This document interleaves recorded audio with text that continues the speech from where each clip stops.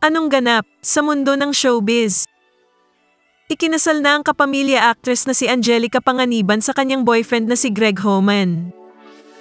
Pasabog ang Instagram post ni kapamilya star Angelica Panganiban matapos niyang i-flex ang mga larawan nila ng partner turned husband na si Greg Homan dahil ikinasal na sila nitong December 31, 2023. Walang nakatunog sa pagpapakasal ng dalawa, kagaya rin ng pag-flex ni Angge kay Greg sa unang araw ng January noong 2021 bilang kanyang jowa.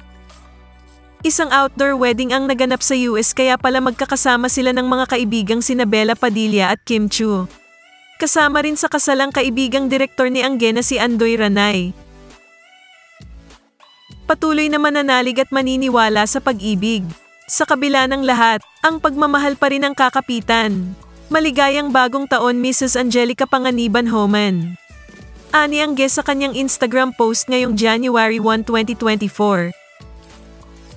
Si Pat D na celebrity photographer ang nagsilbing wedding photographer ng nabanggit na kasal. Noong October 2022 ay na-engage sina Angelica at Greg.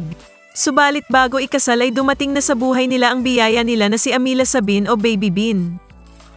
Sa pagdiriwang ng kaarawan ni Angge noong Nobyembre, nagbigay na siya ng hint na huling beses na siyang magdiriwang ng birthday bilang Miss Panganiban.